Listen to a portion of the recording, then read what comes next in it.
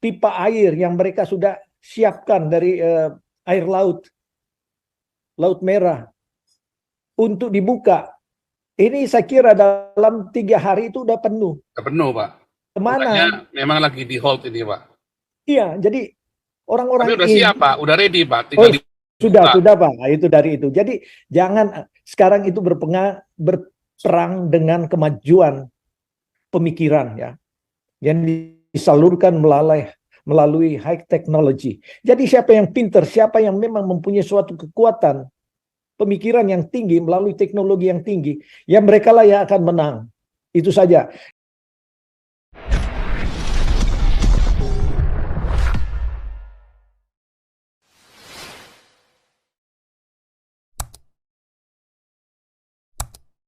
Santi Amer. Bapak, Pastor.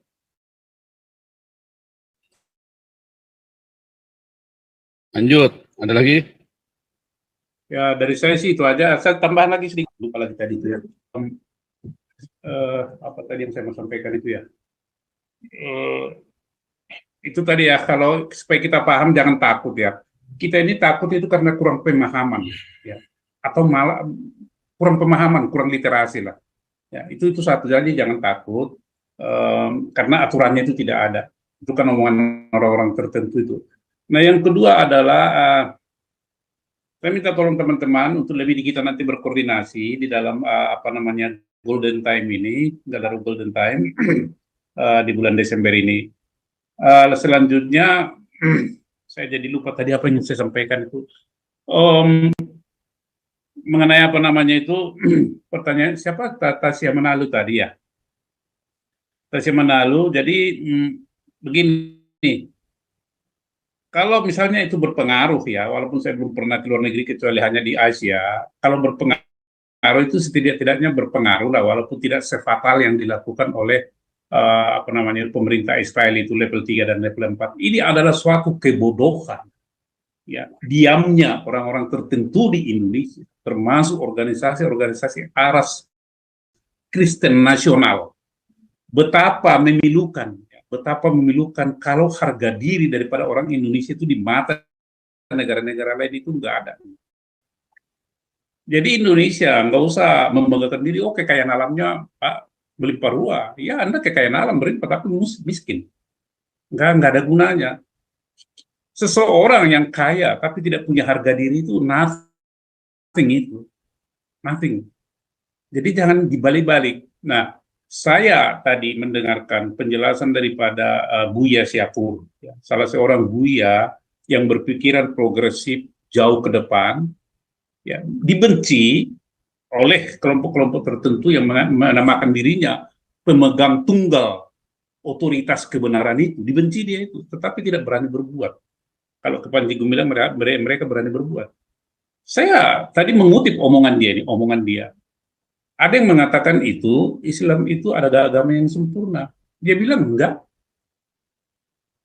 Jangan dong, kita realistis saja dong. Dia ngomong begitu ya, saya ngutip omongannya ini. Realistis saja dong.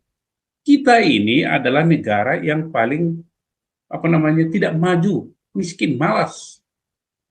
Itu kata-kata sempurna itu siapa yang ngomong? Saya mau tanya katanya. Saya mengulang aja mengutip sebagian. Karena kata-kata kesempurnaan inilah yang menjebak kita malas dan melakukan sesuatu yang sebenarnya bertentangan dengan nilai-nilai kemanusiaan. Contoh, karena Anda bilang sempurna dan ditulis di situ perbudakan. Apakah sekarang ini boleh perbudakan? Boleh nggak? Tetapi karena kita sudah berpikir sempurna, ya boleh-boleh saja. Itu tadi yang dikatakan oleh Bung Robert sama Pastor Paul ya. Boleh nggak membeli cewek? Tetapi karena kita berpikir sudah sempurna, ya boleh saja, ya, sah-sah aja. Ini masalahnya. Boleh nggak itu katanya hak menceraikan si perempuan itu, hak laki-laki menceraikan perempuan? Boleh, sah-sah aja karena sempurna. Boleh nggak, maaf kata di tanda kutip, tidak menafkahi seorang istri yang karena sakit? Boleh. Saya nggak bisa pakai lagi, kata boleh. Nah, ini pemikiran-pemikiran ini yang menyesatkan kita. Dia mengatakan kita ya, saya mengulangi saja. Nah, beginilah sekarang pola yang terjadi teman-teman di seluruh dunia. Jadi pembahasan kita ini, ya, saya pikir kalau misalnya 20-30 tahun yang lalu ditemukan media seperti ini juga mungkin sudah dibahas ini jauh-jauh sebelum media digital ini. Tetapi publikasinya akan kurang.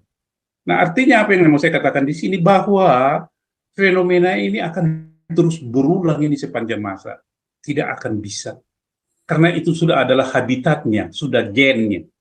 Gen mereka, gennya begitu. Lantas apa dong yang harus kita usahakan? Masa kita menangani suatu persoalan berulang-ulang. Apa yang bisa kita lakukan? Ini tantangannya teman-teman, tidak gampang. Mau takiyah, mau hantu bala, mau apa, kita nggak urusan dengan barang itu. Ya, karena itu memang sudah gen dia. Jadi, saya selalu mengajak, ketika kita memahami persoalannya, ketika kita zoom, ya, spot persoalannya, so what next, apa yang kita lakukan gitu. Tidak harus yang besar-besar. Kalau kemampuan kita melakukan itu kurang, mari kita berjejaring. Ya, kita tidak mungkin melakukan, mari kita berjejaring, saling tolong. Ya, tolong saling bantu. Saling bantu.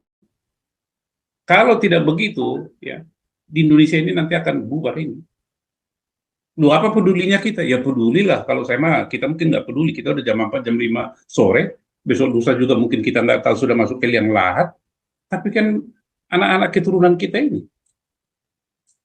Anak-anak keturunan kita ini gimana? Kalau ada yang digorok apa segala macam, cucu-cucu kita nanti di masa yang akan datang. Bagaimana itu ya?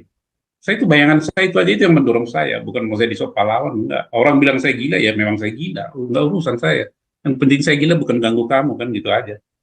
Jadi itu yang saya sampaikan teman-teman, saya ulang lagi ya, pola pikir mereka itu sudah begitu. Nah, kita ini misalnya mau maju ke depan, membuat sesuatu, adakah suatu ide, bagaimana kalau sampai, ini kan hanya baru biasa pur yang ada di Indonesia. Panji Gumilang dipatahkan. Bisa nggak misalnya gimana caranya, ya mungkin Pastor Paul punya cara atau ide, 1 tahun, 2 tahun bisa muncul seperti Buya Sakur ini di Indonesia 5 atau 10 orang. Ya. 1 tahun, 10 orang, kalau 10 tahun kan ada 100 orang, kan lumayan kan. Suara 100 orang kan udah hebat itu. Udah hebat itu. Ini kan cuma dia sendiri. Itu dari saya Pastor Paul, jadi do something lah. That's it, get things done, do something. Kita sudah dibekali banyak dengan informasi, pencerahan dari teman-teman, dari luar, Pastor Paul bilang itu pencerahan semua, tinggal kita kaji dan do something gitu. Soal kebohongan, ya, kebohongan di Indonesia ini, saya kan udah bilang, jangan kita meneruskan kebohongan itu, counter dong langsung. Anda tahu tuh kebohongan ngapain diviralkan atau dia counter langsung. Nggak usah gitu. Kalau kita ikut menyebarkan, berarti kita ikut juga menyebarkan kebohongan. Counter langsung, nggak usah takut. Buktikan fakta baru. Seperti Tribun, TV One, ngomong aja. Ya. Kalau saya lakukan itu, karikatur saya bikin. Lawan kebohongan itu. Loh, kalau kita dimarahin, giliran kita yang marah. Kenapa kamu marahin saya? Katanya mencerdaskan bangsa. Kamu membohong. Yang melawan konstitusi siapa? Kan gitu. Ini seperti pejabat-pejabat tinggi yang berucap macam-macam ini, seperti Menko Polhukam, begini-begini. Mari ya teman-teman yang pakar-pakar hukum ini, jangan diam, perkarakan dia itu, menimbulkan kegaduhan. Perkarakan Retno Marsudi itu menimbulkan kegaduhan. Perkarakan Jokowi itu menimbulkan kegaduhan. Kenapa rupanya? Betulkan itu kan, atau apa namanya? Laporkan. Itu hak kita kok. Perkarakan itu Puan Maharani itu ikut-ikutan itu digiring-giring mengikuti ormas, ikut apa itu Free Palestine. Papua saja nggak diteriakin Free Papua. Megawati aja teriak merdeka, gitu, merdeka. Apa yang merdeka? Sementara mulut mengatakan merdeka, kakinya menginjak rakyat. Ini kan sandiwara semua, bosan nih Indonesia begitu-begitu. Sudah, itu adalah model-model kolonial itu ya, seperti siapa CC yang Gen Z sama milenial ini bangkit. Masa depan negara dan bangsa Indonesia ini adalah di tangan pemuda 2045. Jadi kalau Anda berusia 20-30 tahun sekarang, berarti nanti umur 55. Anda yang pegang negara ini. Kalau kami mungkin sudah innalillahi, ya kan? Sudah innalillahi. Jadi jangan sia-siakan kesempatan ini teman-teman, informasi yang luar biasa ini. Nah, nanti katanya Januari pastor sudah izinnya udah habis. So kalau udah habis bagaimana kita? Masa kita juga habis? Ya enggak lah. Kita ini kan benih yang sudah ditanam. oleh Pastor Paul Jang. Benih harus tumbuh. Ya, mari kita saling hand in hand untuk bertumbuh. Karena beliau kan punya tugas baru lagi, sama dengan Rasul Paulus, ditugaskan ke sana, tugaskan ke sini, nggak bisa. Tapi semua yang diolahnya itu, di lahan itu bertumbuh. Ada juga yang mati, ya, ada yang bonsai, tetapi kita bertumbuh lah. Ini kan berapa hari lagi nih, sudah habis Desember. Ya, ini yang saya sampaikan teman-teman ya, kita sudah memulai sesuatu yang baik, bangunan pondasinya sudah ada, mari kita bangun. Ya, generasi berikutnya nanti kita meneruskan seperti Gindo, siapa lagi yang lain yang muda-muda ini. Begitulah dari saya Pastor Paul, dan terima kasih banyak sekali lagi ya. Jangan pernah takut. Jangan pernah takut. Jangan Terima takut kasih. ya. Ya, ini ada dari Andi Lau, Amerika. God bless you ya. Oke, saudara. Jadi tadi ya, jangan pernah takut. Kalau kamu takut, kamu tidak tahu kamu mesti ngapain. Ya, kenapa saya berani melakukan ini? Karena saya nggak takut, sehingga saya tahu batas-batasnya. Ya, dan saya tahu bagaimana cara melakukannya. Karena saya tidak takut. Ya, nah, kenapa saya melakukannya dengan sangat ekstrim sekali? Supaya kamu jangan takut. Ya, jadi Anda bisa melakukan separuh yang saya lakukan saja, itu sudah Anda sudah luar biasa. Makanya Direktur Galarua kan mau mengkoordinasi ya kita 1.000 orang untuk mengibarkan bendera Israel ya di Jakarta. Nah, waktu dekat ini ya sudah terkumpul 100 juta rupiah, saudara ya. Nah, ini sedang diurus perizinannya semuanya ya. Pak Santi Ahmad sedang ngurusin semuanya dengan tim tentunya ya, nggak sendirian. Nanti Pak Santi Ahmad yang akan tentu dibantu ya dengan beberapa yang lain, nggak mungkin sendirian. Nah, saudara segera ya daftar ke Galarua ya, saudara ya, daftar ke Galarua. Nomornya ada di ini Anda ya, ada di layar Anda ya, nomor hotline-nya untuk bisa mulai bergerak ya, untuk bergerak. Pak Paul, saya mau tanya, itu kenapa bulan Januari sudah mau retire atau bagaimana, Pak? Oh enggak, saya sudah enggak boleh misu-misu lagi, Pak. Tadi kemarin Jibrilnya bilang sudah enggak boleh misu-misu lagi tanggal 31 Desember udah terakhir. Tapi nanti kita channel kita paling yang hari Rabu tetap ya Pak Santi Amar itu ya.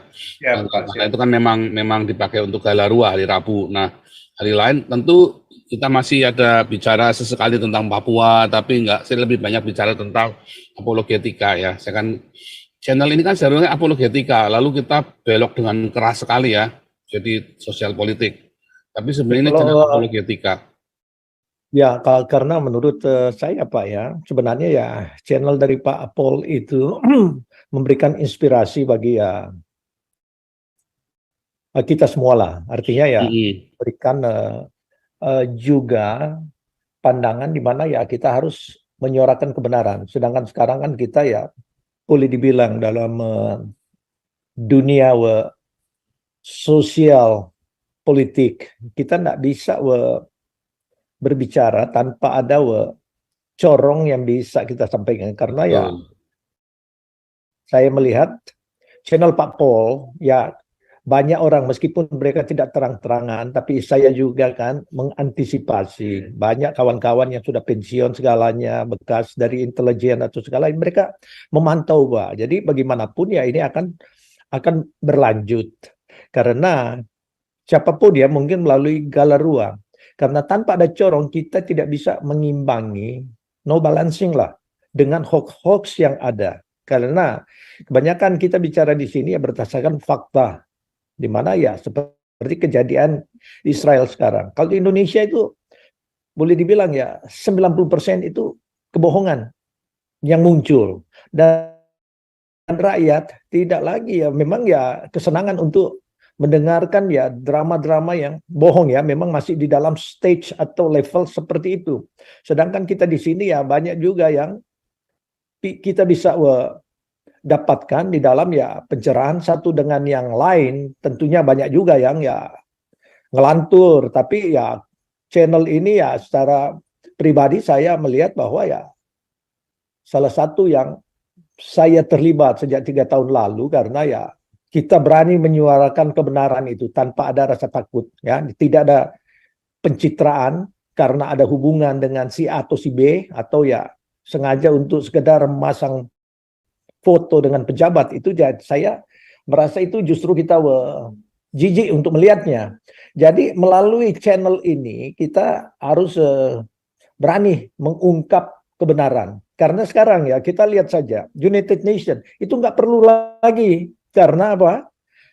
Negara-negara seperti Israel nggak peduli. United Nations nggak ada, dan sekarang bergerak sendiri-sendiri. Negara-negara yang maju akan berpacu dengan teknologi yang tinggi. Oleh sebab itu kan saya katakan, mana kekuatan daripada Erdogan yang mengancam-mengancam, ngirim tentara Turki untuk bantu. Nyatanya diam, jadi ini nggak kesatria. Begitu juga Iran. Karena apa?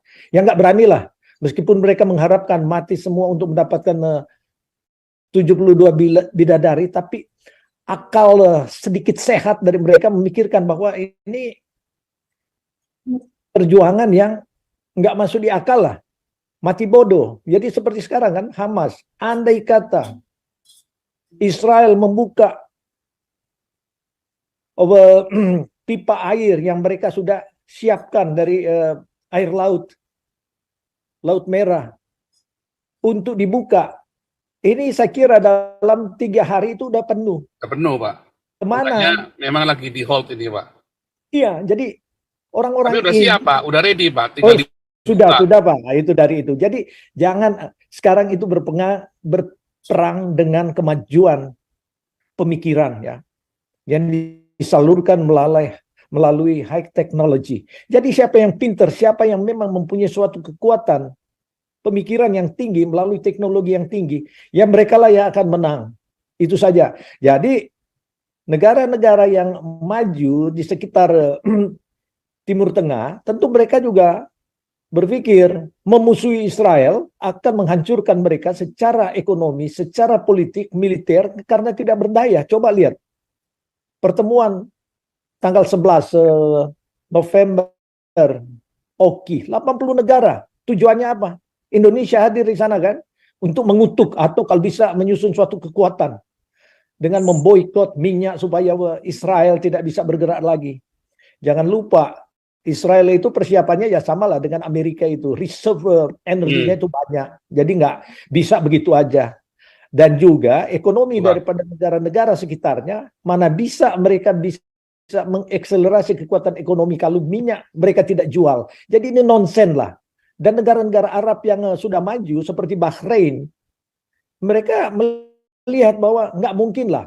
Nyatanya negara besar yang mengaku hebat itu nggak berani. Israel yang sekecil itu bisa membombardir.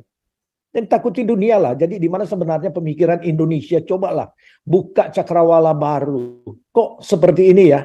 Penduduknya hanya seperti itu. Ya kali lah, kalau memang itu tidak mendapatkannya, coba telitilah. Kebenaran-kebenaran yang tertulis dalam ajaran yang ada masing-masing. Kalau saya memang meyakini bangsa yang diberkati mereka yang memberkati Israel. Itu saja. Coba teliti. Negara-negara mana yang berhasil, yang memusuhi Israel. Amerika ini tetap menjadi bagian daripada keberkatan, meskipun politik dalam negeri ya banyak pertentangan, banyak yang kita tidak setuju dengan kebijakan daripada Biden karena terlalu banyak berkompromi sehingga masuknya orang-orang yang berbahaya bagi negara ini karena security-nya tidak jalan, beda dengan zamannya si Trump atau kelompok konservatif yang memikirkan negara ini harus dilindungi. Itu yang terjadi juga di bagian kita di Indonesia, di Minahasa. Toleransi terhadap orang-orang intoleran atas nama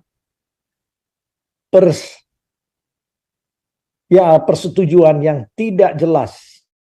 Jadi kita harus memberikan suatu pandangan-pandangan melalui dari channel dari Pak Paul ini, ya memberikan kita juga suatu bagian untuk menyuarakan secara internasional. Makanya ya saya ya tentunya ya berharap masih terus ada yang kita bisa sampaikan ya narasi-narasi yang ada, karena memerangi dunia sekarang perangnya itu kebanyakan daripada informasi, Pak. Tanpa kita memberikan informasi, ya rakyat itu akan terus dibodohkan. Kan yang masuk di channel-channel yang memberi penjelasan kebenaran itu jarang, karena yang mengenakkan telinga itu yang hoax memang ya. Tapi ya di sini kita tantang mereka. Jadi termasuk pemerintah yang selalu melindungi, seperti rumah sakit itu bukan tujuan untuk membangun suatu kekuatan daripada teroris. Ini sudah jelas kok kenapa dibangun di sana. Jadi logikanya kan seperti itu saja. Jadi kita mau argue dengan siapapun, tidak perlu dengan akademisi segala macam. Logika saja. Kok dibangun di sana? Di Papua perlu banyak rumah sakit. Kalau rumah sakit ini dibangun di Papua atau di bagian lain di Indonesia, pasti akan lebih banyak, mungkin 10. Kan fasilitasnya apa di sana? Pasti yang canggih dong. Karena untuk menyaingi kan, untuk kemajuan yang ada. Dan kita juga perlu teliti, staf-stafnya di sana siapa? Dokter-dokternya. Jadi ya saya setuju penelitian yang waktu itu saya sampaikan, 75% daripada Hamas ini yang betul-betul mensupport teroris, tapi dalam kenyataan ya Pak Pol menyatakan ya 99%. Tapi memang itu ada ada fakta juga, karena ya mereka juga, bayi-bayi ini memang disiapkan untuk didoktrin untuk membenci Israel dan infidel ya, atau orang-orang kafir, termasuk ya Amerika dan di luar daripada ajarannya. Jadi yang mereka itu pupuk ini makin banyak orang yang berkembang, bayi-bayi ini yang itu akan dididik. 4 tahun sudah mulai nih, 6 tahun sudah diberi cara bagaimana untuk bongkar pasang senjata. Jadi di sini kan adalah pengajaran yang sangat menjadikan dunia. Anak-anak yang seharusnya dididik untuk bisa berkembang pengetahuan dan membangun moral yang baik, justru disuruh untuk membenci orang lain. Jadi ya logika saja. Kalau Tuhan kita mengajarkan seperti itu, ya bagi saya tinggalkan. Berarti Tuhan ini Tuhan yang bengis dan tidak ada peri kemanusiaan, morally bobrok.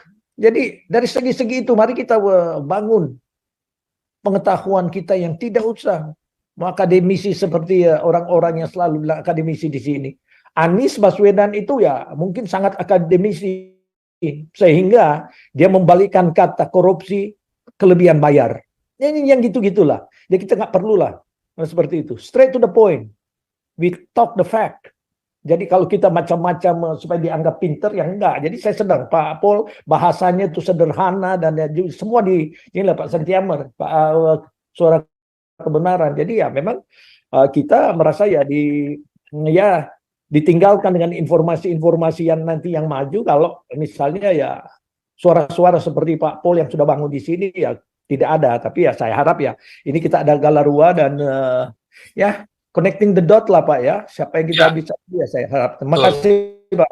Itu saja. Jadi memang channel ini akan kembali menjadi channel apologetika, karena saya fokusnya dengan apologetika. Dulu kan ditanya sama Deutsche Welle, kalau sudah ini gimana? Ya kembali ke pengembalaan. Tentu kita akan berapologetika. Ya kita fokus dengan apologetika. Ya tetapi kemudian yang lain bagaimana? Oh kita tetap ada pembicaraan sosial politik dengan Pak Santiamer dan saya, tapi dalam kadar tertentu, sudah bukan lagi suara kenabian ya, tapi kita membicarakan menjadi informasi, karena sosial politik juga bagian dari apologetika, ya kan? Kelakuannya Muhammad, ya kan? Itu kan bagian dari apologetika, ya kan? Kayak mengapa si Carl Jung itu, psikolog itu kan, Carl Jung itu membandingkan Muhammad dengan, menyamakan Muhammad itu dengan Hitler, misalnya itu kan. Nah itu kan bagian dari apologetika, itu yang kita bahasannya seperti itu, sosial, warna-warna sosial politik di dalam agama itu. Tapi ya tentu kita nggak sekeras ini kita bicaranya, nggak keras ya, nggak cadas lagi ya, karena kita harus sudah tahu kapan kita harus berhenti. Ada semua di seluruh dunia ini, di kolong langit ini ada waktunya. Ada waktu kita menegur, ada waktu kita ya harus keras, ada waktu kita harus menyampaikan. Nah itu semua ada waktunya. Jangan khawatir, kita tetap ada dan channel ini tetap ada selama belum ditutup sama YouTube. Cuman tentu sudah nggak misu-misu lagi, udah nggak boleh ya. Sudah cukup, segala sesuatu ada cukup. Kan kalau overdosis, semua yang overdosis itu nggak baik. Nah, ini ada terakhir nih, terakhir ya, Gema Rakyat.